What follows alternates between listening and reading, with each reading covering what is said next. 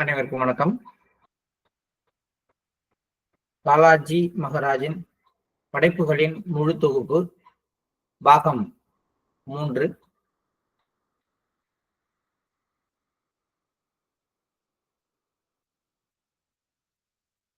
1924 ஆண்டு அக்டோபர் மாதம் 13ஆம் நாள் எழுதிய கடிதத்தின் தொடர்ச்சியை நம்ம படிக்கிறோம். நேற்றைக்கு நம்ம படிக்கும் பொழுது நமக்கு நாமே மரியாதையை உருவாக்கி கொள்வது எப்படி அப்படிங்கிற டாபிக்ல தான் நம்ம படிச்சோம் நேற்றுக்கு. அதுல சொன்னது மற்றவர்களை அற்பமானவர்களாக கருதாமலும், அடுத்தவர்களின் விவகாரங்களில் குறுக்கிடாமல், வெறித்தனமாக எதிலும் ஈடுபடாமல், அடுத்தவர்களின் ரகசியங்களை அறிய முயற்சி செய்யாமல், மற்றவர்களுடையதை விட உங்களுடைய கருத்துக்களுக்கு முக்கியத்துவம் கொடுக்காமல், வாய் சண்டைகளில் ஈடுபடாமல், வாக்குவாதங்களில் ஈடுபடாமல், எவருக்கும் சலுகைகள் வழங்காமல் இருந்தால் நம்முடைய மரியாதையை காப்பாற்றிக்கலாம். அதோட மற்றவர்கள் அனைவரும் அநியாயக்காரர்கள், தனக்கு மட்டுமே உண்மை தெரியும் என்று நிரூபிக்க முயற்சி செய்யாமலும் இருக்க வேண்டும். இவற்றின் மூலமாக உங்களுக்கு நீங்களே மரியாதையை உருவாக்கி கொள்ள முடியும் அப்படிங்கிற ஒரு கைட்லைன்ஸ் லாலாஜி கொடுத்திருந்தாரு. அதை தொடர்ந்து அதே அபியாசிக்கு தொடர்ந்து சொல்றாரு, ஒவ்வொருவரும், இந்த உலகத்தில் வாழ்கின்ற ஒவ்வொருவரும் தன்னுடைய எண்ணங்களில் மூழ்கி இருக்கின்றார்கள். இதுதான் நிலைமை. மற்றவரது பார்வையில் அவருக்கு உங்களது மனநிலை, உங்களது அனுபவம், உங்களது சூழ்நிலை மற்றும் உங்களது வாக்குவாதத்தின் ஆழம் ஆகியவை தெரிந்திருப்பது இல்லை. அதனால இந்த அபியாசி இவர் மட்டும் இல்ல, நம்மளுமே நம்ம எவ்வளவு ஒரு அருமையான கருத்து சொல்றோம், நம்ம எந்த மாதிரியான ஒரு முக்கியமான விஷயம் சொல்றோம் அப்படின்லாம் நம்ம நினைக்கிறோம். மத்தவங்க அதுக்கு மரியாதை கொடுக்க மாட்டேங்கிறாங்க. ஆனா அவர் என்ன சொல்றார், ஒவ்வொருவரும் தன்னுடைய எண்ணங்களில் மூழ்கி இருக்கிறார்கள். அவங்களுக்கு அடுத்தவங்களை பற்றிய எண்ணம், அடுத்தவங்க எந்த சூழ்நிலையில இருந்து பேசுறாங்க, ஆகா நம்மளை விட மூத்தவர், அனுபவம் மிக்கவர், கொஞ்சம் அறிவாளி அப்படிலாம் நினைக்கிறது கிடையாது. அவங்கவுங்க தனக்கு என்ன தோணுதோ அவற்றில் மூழ்கி இருப்பதனால் அவர்களுக்கு உங்கள் மனநிலை அல்லது நீங்கள் பெற்றுள்ள அனுபவம் அல்லது நீங்கள் அனுபவித்து வந்திருக்கின்ற அந்த சூழ்நிலைகள், அவற்றினுடைய தாக்கம், அவற்றிலிருந்து நீங்கள் பெற்ற படிப்பினைகள், அதோடு மட்டுமல்லாமல் நீங்க இந்த விஷயத்த செய்யலாம் செய்ய வேணாம் அப்படின்னு ஏன் அவ்வளவு டீப் கன்சர்ன் எடுத்து அந்த வாக்குவாதம் பண்றீங்க அப்படிங்கிற விஷயம், இதெல்லாம் மற்றவர்களுக்கு தெரிந்திருப்பதற்கு வாய்ப்பு இல்லை. அடுத்தவர்களது வாக்குவாதங்களின் காரணங்கள், இது எப்படி சாத்தியமோ அதே மாதிரி மற்றவர்கள் உங்களிடம் அந்த மாதிரி வாக்குவாதம் பண்றதுக்கான காரணங்கள் என்ன, அதற்கான சூழ்நிலைகள் என்ன அப்படிங்கிறது உங்களுக்கு தெரியறது இல்லை. அவர்களது சூழ்நிலை என்னவோ அதை அடிப்படையாக கொண்டே அவர்கள் வாக்குவாதத்தில் ஈடுபடுகிறார்கள். அவர்கள் தங்கள் பாதையில் செல்கின்றனர், நீங்கள் உங்கள் பாதையில் செல்கிறீர்கள். சட்ட சம்பந்தமான விஷயங்களில் கூட மற்றவர்கள் உங்களது தர்க்கவாதத்தை அப்படியே ஏற்றுக்கொண்டு கட்டாயமாக உங்களுக்கு கீழ்ப்படியும் அளவிற்கு நீங்கள் அதிகாரம் படைத்தவர் அல்ல. அருமை சகோதரரே, இதயங்களை அன்பினால் மட்டுமே வெற்றி கொள்ள முடியும், வேறு வழி ஏதும் இல்லை. கடைசியா அது ஒன்றுதான் வெற்றிக்கான வழி. கடைசி வழி என்ன அப்படின்னு கேட்டா, ஒரு இதயம் அதிகாரத்தினாலேயோ வாக்குவாதத்தில் வெல்லப்படுவதனாலேயோ அல்லது மற்றவர்கள் ஒரு புத்திசாலித்தனத்தினாலேயோ ஒருத்தருடைய ஹார்ட்டை வின் பண்ண முடியாது. ஒவ்வொரு இதயமும் தூய்மையான அன்பினால் மட்டுமே வெற்றி கொள்ளப்பட முடியும். அதற்கு வேறு வழி ஏதும் இல்லை. அப்ப எல்லாருடைய ஹார்ட்டையும் வின் பண்றாரு ஒருத்தர் அப்படின்னா அது அழகுனாலேயோ அறிவுனாலேயோ திறமையினாலேயோ கிடையாது. அப்படி நம்ம நினைச்சோம் அப்படின்னா அவரை விட திறமையான ஒருத்தர் வரும்பொழுது அங்க இருந்து நான் வரப்போம். அது அப்படி கிடையாது. உங்களுடைய வார்த்தைகள் அடுத்தவர்களுக்குள்ளார ஆழமாக ஊடுருவ வேண்டும் என்றால் உங்களுடைய ஆழமான அன்பினால் மட்டுமே அது சாத்தியமாகும். செய்யப்பட வேண்டிய பெரிய வேலை இதுதான். அப்ப நீங்க என்ன பண்ணணும், இந்த அலுவலகத்துல இந்த பிரச்சனை எல்லாம் சொல்றீங்களே, இதற்காக நீங்க செய்ய வேண்டிய வேலை அன்பு மட்டும்தான் அன்பை உங்களுக்குள்ளார உருவாக்கி கொள்றது மட்டும்தான் இதற்கான வழி. இந்த கடிதத்தோடைய ஆரம்பத்துல நம்ம ஒரு 4-5 நாளா படிச்சுட்டதுனால என்னென்னலாம் சொல்லியிருக்காரு அப்படின்னு தெரியாது. ஒரு கிளான்ஸ் நம்ம சாதாரணமா பார்த்தோம் அப்படின்னாலே அவர் எடுத்த உடனே இதெல்லாம் சொல்லல. முதல்ல அவர் இந்த விஷயத்துக்காக சொல்றது நீங்க ஒத்து போங்க, அதுல இருந்து தான் ஆரம்பிக்கிறார். அதாவது ஒரு பிரச்சனைன்னு வந்தவொடனே இதுக்கு காரணம் நீங்க தான், அதனால உங்களை நீங்க சரி பண்ணி கொள்ள பாருங்க. இதுதான் ஃபர்ஸ்ட் அவருக்கு கொடுத்த அட்வைஸ். ரெண்டாவது, நீங்க உங்களுடைய உயர் அதிகாரிகளை எந்த மாதிரி பாக்குறீங்க அப்படிங்கிறது இல்லை, எந்த காரணமும் இல்லாமல் அவங்க அவங்கள பாக்குறதுக்கு வாய்ப்பு கிடையாது. அதனால அவங்க எல்லாம் தப்பு பண்றாங்க அப்படின்னு நினைக்காதீங்க. நீங்க என்ன தப்பு பண்றீங்கிறத அடுத்து அனலைஸ் பண்ணுங்க. ரெண்டாவது அட்வைஸ் கொடுத்தார். மூணாவது அட்வைஸ் என்ன பண்ணாரு, தவறு உங்களுடையது என்றும் நீங்கள் முக்கியமற்றவர் என்றும் கருதுங்கள்.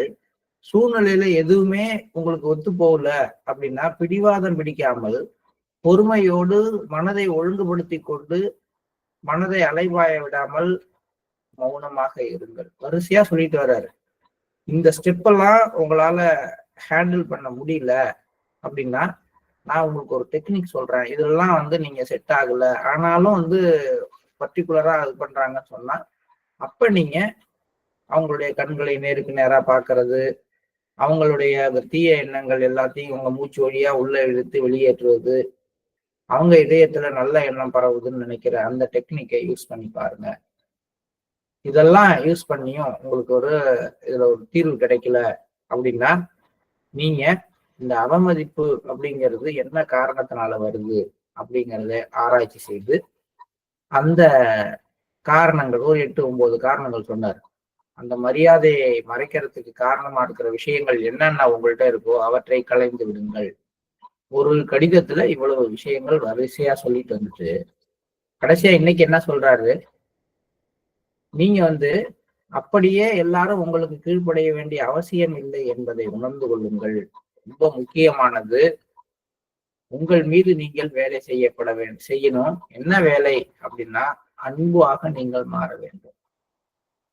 ஏன்னா அன்பினால் மட்டும்தான் மற்றவர்களை வெற்றி கொள்ள முடியும். இதுதான் ஃபைனலா லாலாஜி மகராஜ் அவருக்கு கொடுக்கின்ற அறிவுரை. இப்ப இவ்வளவு சொல்லியிருக்காரு. கடைசி மெடிசன் என்ன? எல்லாத்துக்கும் அன்பு மட்டும்தான். சுவாமிஜி பிரம்மானந்த் அவர்களும் இதைத்தான் குறிப்பாக சொன்னார். அப்ப அவங்க காலத்துல அந்த டயத்துல பேலூர் மடம் ஃபேமஸ். 1921, 25, 28 இந்த ரேஞ்சில எல்லாம் பிரம்மானந்த் அப்படிங்கிறவர் தான் பேலூர் மடத்துக்கு தலைவராக இருந்தவர். சுவாமி விவேகானந்தர் உருவாக்கின மடம். அவருடைய சொற்பொழிவுகள்ல இவருக்கு இந்த இந்த விஷயம் சொல்லப்பட்டிருக்கு. அல்லது இவர் அவருடைய சீடராகவும் வந்திருக்கலாம். அவர்கிட்டையும் போய் தியானம் வாங்கிட்டு வரக்கூடிய ஒருத்தரா இருக்கலாம் அபியாசி. ஸோ அவரு அந்த லெட்டர்ல கோட் பண்ணிருக்கலாம். இந்த மாதிரி பிரம்மானந்த்ஜி சொல்றாரு, அன்பினால் மட்டும்தான் எல்லாம் செய்ய முடியும், அன்பை வளர்த்துக்குங்கன்னு சொல்றாரு. ஆனால் இப்படி எல்லாம் இருக்கும் பொழுது எப்படி அன்பு செலுத்துறதுன்னு இந்த லெட்டர்ல கேட்டிருக்கலாம் போதும். அதனால ஃபைனல் டச்சுக்கு வர்றாரு. சுவாமிஜி பிரம்மானந்த் அவர்களும் இதைத்தான் குறிப்பாக சொன்னார். ஆனால் அதை நீங்கள் புரிந்து கொள்ளவில்லை, நான் புரிந்து கொண்டேன். ஃபைனலா உங்களுக்கான மரியாதைக்கு உங்க அலுவலகத்துல நீங்க ஒத்து போறதுக்கு எல்லாத்துக்கும் அடிப்படை அன்பு. இப்ப கடைசியா அவருடைய இன்னர் கண்டிஷனை எடுத்து வைக்கிறார். நீங்கள் இன்னும் பூரண நிலையை அடையவில்லை, அதற்கான பணி நடந்தவாறே இருக்கிறது. எல்லாத்துலயும் முடிஞ்சு உச்சபட்ச நிலைக்கு வந்துட்டதான் நினைக்காதீங்க, நீங்க இம்பர்ஃபெக்ட்ங்கிற. ஏன் இத சொல்றாரு அப்படின்னா, நமக்கெல்லாம் நம்ம பர்ஃபெக்ட் அப்படிங்கிற எண்ணம் தான் பெரிய பர்ஃபெக்ஷனிஸ்ட். நான் ரொம்ப பர்ஃபெக்ட், அதுதானே நமக்கு எல்லாத்துக்கும் உள்ளுக்குள்ளார இருக்கிற விஷயம். அவர் சொல்றாரு, நீங்கள் இன்னும் பூரண நிலையை அடையவில்லை, அதற்கான பணி இன்னும் நடந்தவாறே இருக்கிறது. கடின உழைப்பின் மூலமாக தன்னை தூய்மைப்படுத்தி கொண்டு அதற்கான முழுமையான எடுத்துக்காட்டாக சுவாமிஜி மகராஜ் இருக்கிறார். அவர் என்ன பண்ணாரு, தன்னை தூய்மைப்படுத்தி கொண்டு பூர்ண நிலையை அடைந்திருக்கிறார். அவர்கிட்ட ஒரு பர்ஃபெக்ஷன் இருக்கு. அதனால அவர் என்ன பண்ணிருக்காரு, அன்பு அப்படிங்கிற விஷயத்தை எடுத்து உங்களுக்கு வழிகாட்டுதலுக்கு வச்சிருக்கிறாரு. அதனால சகோதரரை, பூர்ண நிலையை அடைந்தவர்கள் காட்டுகின்ற வழி அன்பு அப்படிங்கிறத தாண்டி எதுவுமாக இருக்க வாய்ப்பில்லை. இந்த இடத்துலயும் லாலாஜி மகராஜ் ஒரு எடுத்துக்காட்டு தான். தன்னுடைய சீடருக்கு இன்னொரு குருவை பற்றி உயர்வாக சொல்கின்ற ஒரு குருவாகத்தான் அவர் இருக்கார். நீங்க அவருடைய அட்வைஸ் நான் சொல்றேன் பாருங்க, இது மாதிரி அவருக்கு தெரியாது, உங்களுக்கு வந்து அவருடைய அறிவுரை வந்து இந்த அளவுக்கு பலன் அளிக்குமா, நான் சொல்றதை கேளுங்க அப்படி சொல்லல லாலாஜி மகராஜ். அவருடைய அறிவுரை உயர்வானது. அவர் ஒரு பூரண நிலையை அடைந்தவராக இருக்கிறார். நீங்க இன்னும் பூரண நிலையை அடையவில்லை, அது நடந்து கொண்டே இருக்கின்றது. உங்களையும் நீங்களே தூய்மைப்படுத்தி கொண்டு அவரை போல நீங்க வந்தீங்கன்னா அவர் சொன்ன இந்த வார்த்தையினுடைய அர்த்தம் புரியும் சொல்றார். தனது மனதை வெற்றி கொண்டவர் உலகத்தை வெற்றி கொண்டவர் ஆகிறார். மனதை கட்டுப்பாட்டில் கொண்டு வருவது மிகப்பெரிய வேலை. இது மிகவும் கடினமானதும் கூட. இப்போது அந்த கடினமான பாதை வந்து விட்டதால் நீங்கள் நம்பிக்கை இழக்க போகிறீர்களா? ஸோ இந்த சூழ்நிலை வந்து ஸ்பிரிச்சுவலா தான் உங்களுக்கு வந்திருக்கு அப்படின்னு இதுல நம்ம எடுத்துக்கலாம். ஏன்னா மனதை கட்டுப்பாட்டுல கொண்டு வர்றதுக்கு தன்மாலே தான் வேலை செய்து கொள்வதற்கு தேவையான நேரம் வந்து விட்டது. அந்த பாதைக்கு நீங்க வந்திருக்கிறீங்க. இப்ப நீங்க நம்பிக்கை இழக்க போகிறீர்களா? என்னங்க தியானம் எல்லாம் பண்ணி ஒன்றும் பிரயோஜனம் இல்லைங்க, அலுவலகத்துல பிரச்சனை, வீட்டுல பிரச்சனைன்னு சொல்ல போறீங்களா? அல்லது தைரியத்தோட துணிச்சலோட மாஸ்டருடைய உதவியோட இதை நீங்கள் முறையாக எதிர்கொள்ள போகிறீர்களா? இதுதான் அவருடைய கேள்வி. துணிச்சலான மனிதனை போன்று தொடர்ந்து முன்னேறி செல்லுங்கள். அன்பு உடையவராக நீங்கள் எடுத்து வைக்கும் ஒவ்வொரு அடியும் முன்னதை விட மேலானதாக இருப்பதை பாருங்கள். நான் வேற என்ன எழுத முடியும்? நீங்கள் போதிய அளவு விவேகம் உள்ளவர் என்றோ. குழந்தைகளுக்காக பிரார்த்திக்கிறேன். ராம்சந்திர பதேகர், 13 அக்டோபர் 1924. ஒரு அற்புதமான கடிதம். நமக்கு நிறைய வாய்ப்புகளை, நிறைய வழிமுறைகளை, நமக்குள்ளார நிறைய புரிதல்களை ஏற்படுத்திய கடிதம். அவரு 1924 எழுதினாரு. 100 வருஷம் கழிச்சு நம்ம 2025 படிச்சுட்டு 100 வருஷத்துக்கு முன்னாடி எழுதின ஒரு கடிதத்துல இருக்கிற விஷயங்கள் அப்படியே இன்றைய சூழ்நிலையில நமக்கு பொருந்தி போகுது அப்படின்னா அதுதான் வந்து உயர்ந்த மகான்களுடைய எழுத்துக்களின் வல்லமை. அது இன்னும் 100 வருஷம் கழிச்சு படிச்சீங்கன்னா அன்னைய சூழ்நிலைக்கும் தேவையான கருத்துக்களை வெளிப்படுத்தக்கூடியதாகத்தான் அது இருக்கும். இப்ப நம்ம அடுத்த கடிதத்துக்கு போறோம். 1925 அக்டோபர் 22ஆம் நாள் எழுதிய கடிதம். அன்பானவரே, நீங்கள் நலமாக இருப்பீராக. இது லாலாஜியுடைய எப்பயும் ஒரு கடிதத்துல ஃபர்ஸ்ட் வந்து ஒரு ஆசீர்வாதம். இந்த கடிதத்துல நீங்கள் நலமாக இருக்கவும் அப்படின்னு ஒரு ஆசீர்வாதம் உண்டார். போனதுல நீண்ட ஆயுளோடு இருப்பீராக. ஒவ்வொன்றுலையும் ஒரு ஆசீர்வாதம். உங்கள் கடிதமும் புத்தகங்களும் கிடைத்தன. உண்மையிலேயே இந்த புத்தகங்களில் ஏராளமான விஷயங்கள் மிக மிக விரிவாக விளக்கப்பட்டுள்ளன. இந்த அபியாசி வந்து நிறைய ரேர் கலெக்ஷன் ஆஃப் புக்ஸ் வந்து லாலாஜிக்கு அனுப்பிடுவார். ரொம்ப ரொம்ப அற்புதமான புத்தகங்கள் தேடி பிடிச்சி படிச்சவரா இருந்திருப்பார். அதெல்லாம் அனுப்பியிருக்கார். அதை எல்லாத்தையும் லாலாஜி பார்த்துட்டு சொல்றார், இந்த புத்தகங்களில் ஏராளமான விஷயங்கள் மிக மிக விரிவாக விளக்கப்பட்டுள்ளன. நீங்கள் அனுப்பின இந்த புத்தகங்களில் விவாதிக்கப்படாத, தீர்வு காணப்படாத விஷயங்கள் எதுவுமே இல்லை என்றே கூறலாம். எவர்தான் இந்த புத்தகங்களை படித்து ஆறுதல் பெறாமல் இருக்க முடியும்? புத்தகங்களை பத்தி ரொம்ப உயர்வா லாலாஜி சொல்றாரு. நீங்க அனுப்புனதெல்லாம் ரொம்ப ரேர் கலெக்ஷன் ஆஃப் புக்ஸ்.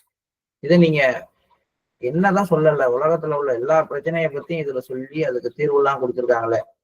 யார் படிச்சாலும் இதுல அவங்களுக்கு ஆறுதல் கிடைக்காம இருக்க முடியாது. ரொம்ப அற்புதமான புத்தகங்கள். ஏன்னா ஒருத்தர் ஒரு விஷயத்தை அனுப்புறாரு, அதை ரிசீவ் பண்ணிக்கிற விதம். ஆனா அடுத்து என்ன சொல்றாரு, அதான் லாலாஜி மகராஜ் வந்து மெல்ல அந்த வாழைப்பழத்துல அந்த ஊசி ஏத்துற மாதிரி ஒரு விஷயத்தை ரிசீவ் பண்ணிக்கிட்டு அதுக்கு ஒரு விளக்கம் கொடுக்கும் பொழுது அந்த கடிதம் படிப்பவருடைய மனதை நோகடிக்காமல் ஒரு விஷயத்த சொல்ற விதம், அதுதான் பண்பாடு. ஆனால் லட்சம் தடவை அவற்றை படித்த பின்பும் ஒருவரால் திருப்தியையும் உண்மையான ஆறுதலையும் அறிவையும் பெற முடியாது என என் அனுபவம் சொல்கிறது. நீ எவ்வளவு கோல்டன் கலெக்ஷன் ஆஃப் புக்ஸ் கொடுக்கலாம், ஆனா எத்தனை தடவை அதை படிச்சாலும் அதை படிக்கிறது மூலமாவே ஒருத்தருக்கு திருப்தி கிடைச்சிருச்சு, அவருக்கு உண்மையிலேயே அவர் அந்த ஆறுதல் தேவையான அளவுக்கு அவருக்கு ஒரு கன்சோல் ஆகுது, அவருடைய மனது ஆறுதல் அடையுது புத்தகத்தினால, அல்லது அந்த புத்தகத்தின் மூலமாகவே அதில் சொல்லப்பட்ட அறிவு முழுவதையும் ஒருவர் கிராஸ் பண்ணிக்கிட்டார் அப்படின்னு சொன்னால் அது முடியாது என்று என் அனுபவம் சொல்கிறது. இவை புத்தகங்கள் மட்டும்தான். It is nothing but a book. நீங்க புத்தகம்னா உலகத்துல புத்தகங்களை பத்தி ரொம்ப உயர்வா பேசுறோம், நாமும் கூட புத்தகங்களை நிறைய பேருக்கு கொடுக்குறோம். அந்த புத்தகத்தை ஒருத்தருக்கு விதியை வடிவமைத்தல் புத்தகத்தை ஒருத்தருக்கு நான் ப்ரெசென்ட் பண்றேன், ஹார்ட்ஃபுல்னஸ் வேயை ப்ரெசென்ட் பண்றேன், என்மாஸ்டர் ப்ரெசென்ட் பண்றேன். நம்ம கொடுத்த புத்தகத்தை அவர் 100 தடவை படிக்கிறாரு, இன்னைக்கு படிக்கிறாரு, நாளைக்கு படிக்கிறாரு, இன்னும் 20 நாள் கழிச்சு படிக்கிறாரு. நீங்க கொடுத்த பத்தத்தை இது வரைக்கும் 20 தடவை படிச்சிருக்காங்க, அதுல இதை சொல்லியிருக்காரு, அதை சொல்லியிருக்காருங்க, அற்புதமான புத்தகங்கள் எல்லாம் சொல்றாரு.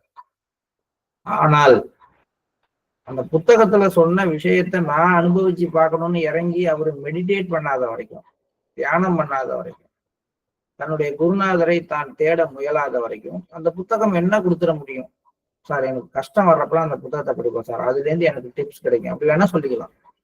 சார் மனசு சஞ்சலமா இருந்தா அந்த புத்தகத்தை கொஞ்ச நேரம் படிச்சா அமைதி ஆயிடும் சார், அப்படி வேணா சொல்லிக்கலாம். ஆனா அதுக்கெல்லாம் இல்லை, அது மருந்து கிடையாது. அந்த புத்தகம் சொல்ற விஷயத்தை அனுபவபூர்வமாக தான் செய்ய இறங்கினால் அதனால பலன் உண்டு. அதுதானே திருவள்ளுவர் சொல்றாரு, கற்றபின் நிற்க. ஒரு புத்தகத்தை படிச்சுட்டு அதன்படி நடக்க ஆரம்பிக்கிறது தான் ஒரு முக்கியமான விஷயம். அததான் லாலாஜி மகராஜ் சொல்றாரு, நீங்கள் அனுப்பிய புத்தகங்கள் ரொம்ப அற்புதமானவை, அவற்றை லட்சம் தடவை படித்த பின்பும் ஒருவரால் எந்த ஒரு திருப்தியையும் உண்மையான ஆறுதலையும் பெற முடியாது என்பது என்னுடைய அனுபவம் சொல்கின்ற விஷயம். ஏனென்றால் இவை புத்தகங்கள் மட்டும்தான். நடைமுறையில் அவற்றை பின்பற்றினாலும் உண்மையான சத்சங்கத்தில் பங்கேற்றாலும் ஒருவர் கஷ்டங்களை எதிர்கொள்ளாதவரை முழுமையான அறிவை பெறுவதில்லை. அடுத்த விஷயத்துக்கு போறாரு. புத்தகத்துல சொன்னதையே நான் ஃபாலோ பண்றேன் அப்படின்னாலும் கூட, சத்சங்கத்துக்கெல்லாம் தியானம் பண்ணாலும் கூட, இந்த உலகத்தில் நடைமுறையில் அதற்கான கஷ்டங்களை எதிர்கொள்ளாதவரை முழுமையான அறிவை பெறுவதில்லை. இப்ப முதல் லெட்டரே எடுத்துக்கும், நிறைய தடவை படிச்சிருவோம், நான் சொன்ன வீடியோவை திருப்பி திருப்பி போட்டு பார்க்குவோம், நமக்கு நாமே மரியாதையை எப்படி உருவாக்கி கொள்கிறது. நான் பெரிய ஆளுங்க, இது ஒரு 8 பாயிண்ட் இருக்குங்க, அது அருமையான பாயிண்ட்டுங்க, நான் இது மாதிரிலாம் இருக்க மாட்டேங்க, யாருடைய ரகசியத்திலும் தலையிட மாட்டேங்க, அதெல்லாம் நான் நடைமுறைப்படுத்துறேங்க வாழ்க்கையில அப்படின்னு சொன்னாலும் அந்த சூழ்நிலை உருவாகி நம்ம அவமதிக்கப்படும் பொழுது, அல்லது நம்ம அடுத்தவங்களுடைய ரகசியங்கள்ல தலையிட வேண்டிய கட்டாயம் உருவாகும் பொழுது, செஞ்சுதான் ஆகணுங்கிற சூழ்நிலை உருவாகும் பொழுதுதான் உண்மையான எக்ஸ்பீரியன்ஸ் அங்க கிடைக்கும். அப்ப ஒரு கஷ்டமே, இப்ப நீச்சலை பத்தி நல்லா படிச்சுட்டு இப்படி நீச்சல் அடிக்கணும், அப்படி நீச்சல் அடிக்கணும், கைகள் இப்படி ஆட்டணும், கால்கள் இப்படி ஆட்டணும், இவ்வளவு வெயிட் இருந்தா இந்த மாதிரியான நீச்சல் தான் கரெக்ட், எல்லாம் தெரியுது. ஆனா தண்ணியில தள்ளிவிடப்பட்டு கால் தரையில தட்டாத அளவுக்கு மூழ்கி எந்திரிக்கிற அந்த கஷ்டம் வர்ற வரைக்கும் இதன் நம்ம படிச்சதனுடைய உண்மையான தாற்பயம் புரியறதில்லை. அப்ப புத்தகங்கள் அறிவை கொடுக்கலாம், அந்த அறிவை நடைமுறையில் நீங்கள் பின்பற்ற முயற்சி பண்ணலாம் உங்க சைட்ல இருந்து. ஆனால் அந்த அறிவை அனுபவபூர்வமாக அனுபவிக்கிறதுக்கான சூழ்நிலைகள் வரல அப்படின்னா, நீங்க புத்தகம் படிச்சாலும் சரி, சத்சங்கத்துக்கு போனாலும் சரி, கஷ்ட நஷ்டங்களை நேரடியாக எதிர்கொள்ளாதவர்கள் முழுமையான அறிவை பெறுவதில்லை. இதானே ஆதிசங்கரர்கிட்ட கடைசியா மண்டன் மிஸ்ராவோட ஒய்ஃபு கேட்டதும் அதுதானே, எல்லாத்த பத்தியும் சொல்றீங்களே, நீங்க வேர்ல்ட்லி லைஃபுக்கு எத்தனை ஆன்சர் சொல்றீங்களே, செக்ஸுவல் லைஃபை பத்தி உங்களுக்கு என்ன தெரியும்? ஏன்னா அவர் அதை எதிர்கொள்ளவே இல்லை, அதனால அவருக்கு முழுமையான அறிவு இல்லை, சுட்டி காட்டிட்டார். அதுக்கப்புறம் திரும்பி அவர் இன்னொரு கூடு விட்டு கூடு பாஞ்சி இன்னொரு உடல்ல போய் அதை நேரடியாக அனுபவம் பெற்ற பிறகுதான் அந்த முழுமையான அறிவு அவர் திரும்பி பேசுறார். அப்ப எல்லா விஷயத்திற்கும் நீங்க என்னதான் 20 வருஷம் நான் அபியாசி தியானம் பண்றேன் அப்படின்னா கூட, நீங்க கஷ்டங்களை எதிர்கொள்ளவில்லை என்றால் உங்களுக்கு வந்து நீங்கள் பெற்றதை வந்து பயன்படுத்த வாய்ப்பே கிடையாது. எல்லாத்துக்கும் அடிப்படை ஒருவர் உலகியல் கஷ்டங்களை நேரடியாக எதிர்கொண்டு அவற்றை அனுபவிக்கும் பொழுது பெறுகின்ற அறிவுதான். எனக்கும் எனது அன்பு சகோதரர் ரகுவர் தயாள் அவர்களுக்கும் நீங்கள் எழுதிய பல கடிதங்கள் ஏதோ ஒன்றை உங்கள் இதயம் தேடிக்கொண்டிருக்கிறது என்பதை நிரூபிக்கின்றன. ஏதோ ஒன்றிற்காக அது மிக பரிதவிக்கிறதா? இது நாள் வரை அதை அடைவதற்காக நீங்கள் என்ன செய்தீர்கள்? நீங்கள் ஏற்கனவே நிறைய அடைந்திருக்கிறீர்கள் என்றாலும் மிகுந்த பரிதவிப்புடன் இன்னும் தேடுதலில் இருக்கிறீர்கள். நீங்கள் தேடுகின்ற அது எது? இந்த தேடுதலுக்காக, இந்த பரிதவிப்பிற்காக, இந்த இயக்கத்திற்காக என்னுடைய பாராட்டுகள், பாராட்டுகள், பாராட்டுகள் அப்படின்னு சொல்றேன்.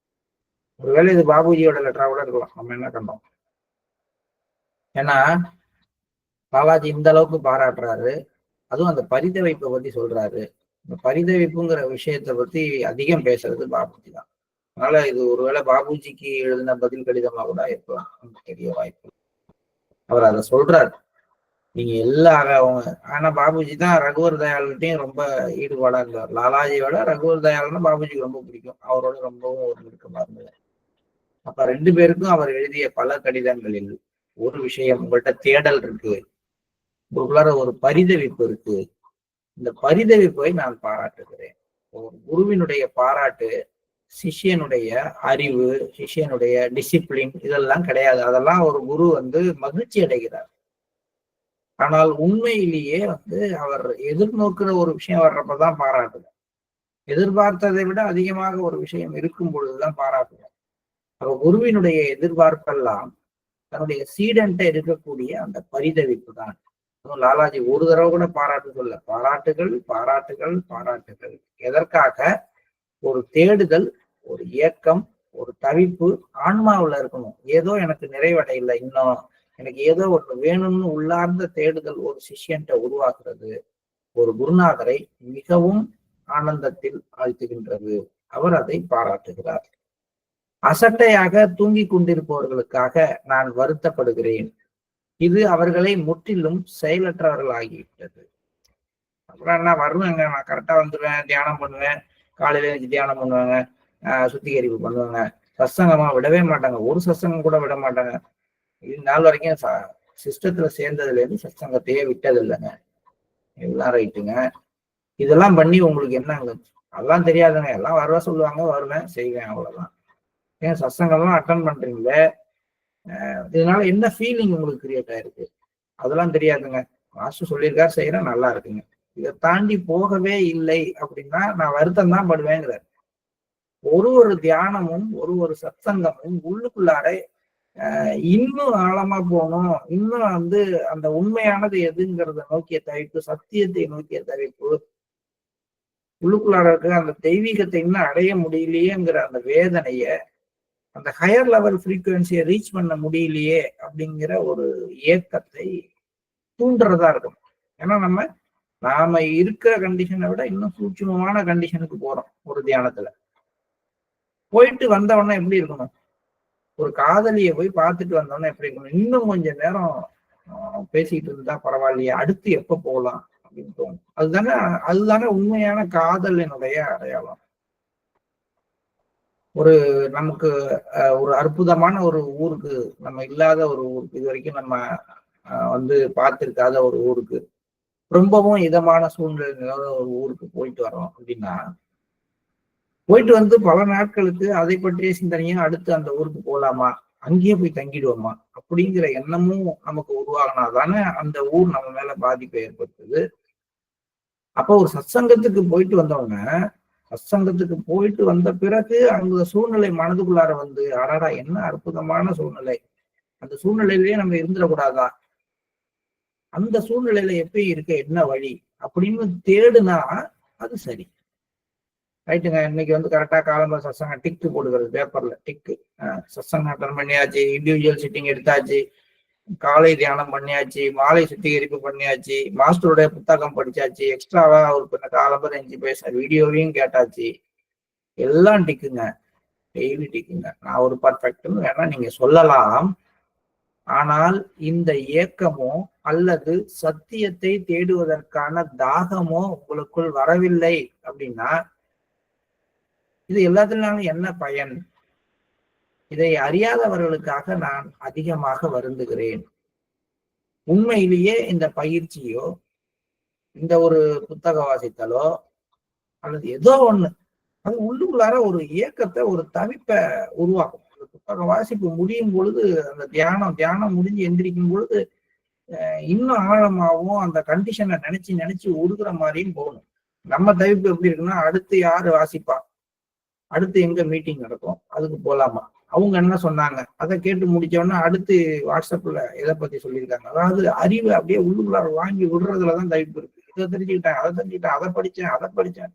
சரிங்க, நான் என்ன சொல்றேன், ஒரு வரி படிங்க, அதுல சொன்ன விஷயத்த கிரகிங்க, தவிச்சு போங்க அந்த எண்ணத்துல. இன்னைக்கு கரைய சொல்றாரு லாலாஜி மகராஜ், இன்னைக்கு உள்ளுக்குள்ளார போக சொல்றாரு, சத்தியத்தை பத்தி உணர சொல்றாரு. அப்படின்னா சத்தியமா அது எங்க இருக்கு, ஏன் என்னால சத்திய நிலையை உணர முடியல? அதுக்காக ஒரு திருப்பி கேட்டு உள்ளுக்குள்ளார போய் இன்னைக்கு ஃபுல்லா அது பத்திய ஒரு சிந்தனையிலேயே இருக்க முயற்சி பண்றது பெட்டரா? இல்ல லாலாஜி மகராஜ் இன்னைக்கு சத்தியத்துல மூழ்க சொன்னாரு, ரைட்டு கேட்டாங்க, அடுத்த புத்தக வாசிக்கு போனாங்க, அங்க தாஜி அன்பினால் நிரப்பிக்க சொன்னாருங்க, கேட்டாங்க, அடுத்த புத்தக வாசிக்கு போனாங்க. சாரிஜி மகராஜ் சிங்கம் போன்ற இதயம் வேணும்னு சொன்னாருங்க, கேட்டாங்க. அடுத்து இன்னொரு இடத்துல தாஜியினுடைய வீடியோ பார்த்தாங்க, அதுல அற்புதமா இதை பத்தி சொன்னாருங்க, கேட்டாங்க. என்னங்க எல்லாம் கேட்டீங்களே, ஏதாவது ஒன்று இதயத்துல ஆழமா போய் இன்னைக்கு ஃபுல்லா அதுல தவிச்சிங்களா? தவிக்க விடுறதே கிடையாது. நீங்க தான் உடனே அடுத்ததுக்கு போயிடுறீங்களே. கேட்டா இது எல்லாத்தையும் உள்ள வாங்கி போட்டுக்கிட்டு நான் திரும்பி முதல்ல இருந்து ஆரம்பிக்கிறீங்களா? அப்படி இருந்தா கூட மாடு அசை போடுற மாதிரி சாயங்காலம் உட்காந்து முதல்ல இது சொன்னாரு, அது சொன்னாரு, திரும்பி அதை ஒரு தடவை பார்ப்போம் அப்படி. அதுவும் கிடையாது. உடனே அடுத்த நாள் அடுத்தது ஓடிக்கிட்டே இருக்கீங்களே, எதை தேடி ஓடுறீங்க? நீங்க தேடி ஓடுறது வெளிப்புறமா வீடியோக்கள்லையும் புத்தகங்கள்லையும் இருக்குதா, உங்களுக்குள்ளார இருக்குதா? உங்களுக்குள்ளார இருக்குதுன்னா தொடர்ந்து புத்தகங்களை தேடிக்கிட்டே போறதுல என்ன சமயம்? உங்களுக்குள்ளார இருக்கிற ஒரு விஷயத்த புத்தகத்துல படிச்சுன்னு ஒரு இடத்துல ரிஃப்ளெக்ட் பண்ணா அங்கேயே நிறுத்தி அங்கே இருந்து உள்ள போக பார்க்கும். 100 கண்ணாடி வச்சுக்கிட்டு இதுல முகம் பார்த்தேன், இதுல முகம் பார்த்தேன், இந்த இடத்துல கருப்பா இருக்கு, இந்த இடத்துல வெள்ளையா இருக்குன்னு பார்த்துக்கிட்டே போய் ஒரு கண்ணாடியில பார்த்தவொன்னு நின்று, ஓ இந்த இடத்துல ஏதோ அழுக்கு ஒட்டிருப்பா அப்படின்னு துடைக்கிறவன் புத்திசாலி. இதனால லாலாஜி மகராஜ் மேம்போக்கா அதே நேரத்துல கொஞ்சம் வேதனையோடையும் சொல்றாரு. அசட்டையாக தூங்கி கொண்டிருப்பவர்களுக்காக நான் வருத்தப்படுகிறேன். இது அவர்களை முற்றிலும் செயலற்றவர்களாக ஆக்கிவிட்டது. சத்சங்கத்திற்கு வந்து கொண்டிருந்தாலும் இந்த ஏக்கத்தை பற்றியோ சத்தியத்தை தேடுவதற்கான தாகத்தை பற்றியோ அறியாமல் இருப்பவர்களுக்காக நான் இன்னும் அதிகமாக வருந்துகிறேன். இந்த கவனமின்மையும் அலட்சிய போக்கும் சரியானதா? இல்லவே இல்லை, 2 தடவை சொல்றார். இது ஒரு பொய்யான சுகமும் திருப்தியும் மட்டுமே. இது விஷத்தை போன்றதுங்கிறார், நஞ்சை போன்றது. இது ஒரு டாக்சிகேஷன், இது ஒரு போதை. எல்லா விஷயங்களையும் செஞ்சுட்டேன், சாஸ்திர சம்பிரதாயங்களின்படி நடந்துட்டேன் அப்படின்னு சொல்றதுக்கும், சிஸ்டத்துல சொன்ன எல்லா பயிற்சியும் செஞ்சுட்டேன் அப்படிங்கிறதுலயே திருப்தி அடையறதுலயும் என்ன இருக்கு? அந்த பயிற்சியினுடைய விளைவு என்ன? அதுக்குள்ளார ஆழ்ந்து போனது யாரு? பயிற்சி கொடுத்த தன்மையை தேடுறது யாரு? இதெல்லாம் செய்யல. மேலேயே நீங்கள் பயிற்சி செய்ததாக திருப்தி அடைந்தால் அது விஷம் அப்படிங்கிற. தேடுதலில் நாட்டம், பரிதவிப்பு மற்றும் ஏக்கம் ஆகியவைதான் திருப்தி உறத்தக்க விஷயம். உண்மையிலேயே திருப்தி எப்ப வருது அப்படின்னா, இன்னும் தேடணுங்கிற விருப்பம், இன்னும் ஒரு பரிதவிப்பு, இன்னும் உள்ளுக்குள்ளார தெய்வீகத்தை பற்றி, சக்தி நிலையை பற்றி, மாஸ்டருடைய அந்த உண்மையான பிரசன்னத்துக்காக இயங்குற ஏக்கத்தினால் நீங்கள் தவிக்கும் பொழுது, உங்கள் இதயம் குலைந்து இருக்கும் பொழுது அது திருப்தி உள்ளது. கடவுளின் அருளால் வழி திறக்கப்பட்டு விட்டது என்ற நம்பிக்கை ஏற்படுகிறது. அப்ப எதுனால எது சொல்றாருன்னா, அவர் அந்த ஏக்கத்தோட இருக்கிறாருங்கிறத பாராட்டுறாரு. அததான் சொல்றாரு, உங்கள்கிட்ட அந்த ஏக்கம் இருக்கு அப்படின்னா கடவுளுடைய முழு அருளும் உங்கள் மீது பொழிந்து கொண்டிருக்கிறது. உங்களுக்கு அந்த உலகத்திற்கு செல்வதற்கான வழியானது திறக்கப்பட்டு விட்டது என்கின்ற நம்பிக்கை எனக்கு ஏற்படுகிறது. பாதையில் செல்ல செல்ல நீங்கள் முன்னே செல்வதற்கான வழி உரிய வகையில் தயார்படுத்தப்படுகின்றது. நீங்க எந்த அளவுக்கு இதுல மூழ்கி தேடல்ல தவிச்சு ஏங்கி போறீங்களோ போக போக போக போக உங்களுக்கு முன்னாடி கடவுளுடைய அருள் உங்கள் பாதையை சீர் செய்து கொண்டே செல்கிறது. இதுதான் இயற்கை. ஃபுல் ரோடும் போட்டு நீட்டா NH மாதிரிலாம் இருக்காது இயற்கையை பொறுத்தவரை. உங்களுக்கு முன்னாடி பெரிய மலையே இருக்கும். ஆனா நீங்க 2 அடி எடுத்து வைக்கிற அளவுக்கு இயற்கை பாதையை தூய்மையாக வைத்திருக்கும். மலையை பார்த்து மலைச்சிருந்தா மலைச்சே போயிடும். உங்களுக்கு முன்னாடி இருக்கிற 2 அடி தூய்மையா இருக்கு, நடக்கத்தக்கதா இருக்குன்னா நீங்க நடந்தீங்கன்னா அந்த 2 அடிக்கு நீங்க போறதுக்குள்ளார இயற்கை அடுத்த 2 அடியை சரி பண்ணி கொடுக்கும். இதுதான் இயற்கை, இப்படித்தான் இருக்கும். அதனால ஒட்டுமொத்தமா எதையாவது பார்த்து அது அப்படியாக்கும் இப்படியாக்கும் நம்மளால முடியும் முடியாதுன்னுலாம் நினைக்காம, இன்னைக்கு எனக்கு முன்னாடி இருக்கிற அந்த 2 அடிங்கிறது இன்றைய பயிற்சி, இன்றைய எனக்குள்ளார வளர்த்துக்கிற இயக்கம். இதை நீங்க தாண்டும் பொழுது நாளைய உங்கள் பயிற்சி இன்னும் ஆழமான இயக்கத்தை கொடுக்கும். சகோதரரே, உலக அனுபவம் மற்றும் கடின உழைப்பு மூலமே உபரதி, அதாவது தன்னைத்தானே உள்ளிழுத்துக் கொள்ளுதல் மற்றும் வைராக்கிய நிலையை கடந்து சென்ற பின் மனித ஜீவிதத்தின் உச்சகட்ட இலக்கை நாம் அடைந்து மெய்ஞானத்துடன் ஐக்கியமாகி விடுவோம். ஆனால் இதற்கு காலம் தேவைப்படுகிறது. தானா நடக்கணும். அப்ப உலக அனுபவம் வரணும், நிறைய கஷ்டங்களை எதிர்கொள்ளணும், கடின உழைப்பு இருக்கணும், உங்களை நீங்களே தூய்மைப்படுத்திக் கொள்ள வேண்டும், உங்கள்கிட்ட ஏக்கம் இருக்கணும், தேடுதல் இருக்கணும். இதெல்லாம் இருந்தால் மெல்ல மெல்ல அந்த உபராம் அப்படிங்கிற அந்த எண்ணம் முதல்ல ரினன்சியேஷன், தன்னை உள்ளிழுத்துக் கொள்ளுதல், அதுக்கப்புறம் வைராக்கிய நிலை, அதாவது துறவு நிலை, அதுக்கப்புறம் பரம் புருஷார்த்த அப்படிங்கிற மனித ஜீவிதத்தின் உச்சகட்ட நிலையை நாம் அடைய முடியும். ஆனால் அந்த நிலையை அடைவதற்கு கொஞ்சம் காலம் தேவைப்படுகிறது. உங்களை பொறுத்தவரை கடவுளின் கருணை மற்றும் சான்றோர்களின் அறிவுரையில் பற்றுறுதி கொள்ள இந்த அறிவுரையும் செயல்முறையும் போதுமானதாகும். இதுக்கு மேல உங்களுக்கு சொல்ல வேண்டியதில்லை. நீங்க நல்லாவே உங்களுடைய பயிற்சியை செய்து கொண்டிருக்கிறீர்கள் என்று பாராட்டுறார். சோர்வடையாமல் தொடர்ந்து முன்னேறி செல்லுங்கள். இலக்கு ஒரு நாள் அடையப்பட்டுவிடும் மற்றும் ஞான நிலை பெறப்படும் என்று நம்பிக்கையுடன் இருங்கள். மாய தோற்றங்கள் அனைத்தும் மறைந்துவிடும். இதுக்கு நடுப்புற ஏற்படுற எல்லாமே கிளிஸ்தா இது மாதிரி விஷயங்கள் தான். எல்லாமே பிரந்தி தர்ஷன் தான். வாழ்க்கையில நாம கஷ்டப்படுறோங்கிறது ஒரு மாய தோற்றம். நம்மளால இதை அடைய முடியல அப்படின்னு நினைக்கிறது ஒரு மாய தோற்றம். ஆன்மீகம் என்பது ரொம்ப கடுமையானதுன்னு நினைக்கிறது ஒரு மாய தோற்றம், ரொம்ப எளிமையானதுன்னு நினைக்கிறது எல்லாமே மாய தோற்றங்கள், மாயையினால உருவானவை. நீங்கள் சோர்வடையாமல் உங்களுக்கு முன்னாடி இயற்கை உருவாக்கி தர்ற அந்த பாதைகளை தொடர்ந்து செல்லுங்கள். நிச்சயமாக உங்களால் அந்த இலக்கை அடைந்து விட முடியும். இலக்கு ஒரு நாள் அடையப்பட்டு விடும். இது லாலாஜியோட சஜஷன் அந்த அபியாசிக்கு. அப்படின்னா அது முடிஞ்சு போச்சுன்னு அர்த்தம். ஞான நிலை பெறப்படும். இந்த 2 விஷயத்தையும் நீங்கள் நம்பிக்கையோடு உங்க மனசுல வச்சுக்கோங்க சொல்லிட்டு, மாய தோற்றங்கள் அனைத்தும் இந்த நம்பிக்கையின் மூலமாக மறைந்து போய்விடும் அப்படிங்கிற சூட்சுமமான அறிவுரையை கொடுத்து முடிக்கிறாரு. ஓம் சாந்தி சாந்தி சாந்தி. இது வித்தியாசமான லெட்டர்ல முடிவு. ஒவ்வொருத்தருக்கும் வேற மாதிரி இருக்கு. இந்த லெட்டர் அந்த ஓம் சாந்திங்கிற வார்த்தையை கொண்டு முடியுது. ரொம்ப ரேரான விஷயங்கள்ல தான் அவங்க இதெல்லாம் பயன்படுத்துவாங்க. இது ரொம்ப ஒரு முக்கியமான ஒரு அபியாசிக்கு லாலாஜி எழுதின ஒரு கடிதம். என்ன பொறுத்த வரைக்கும் இது பாபுஜி மகராஜுக்காக கூட இருக்கலாம். அன்பு ராம்சந்திரன், 22 அக்டோபர் 1926.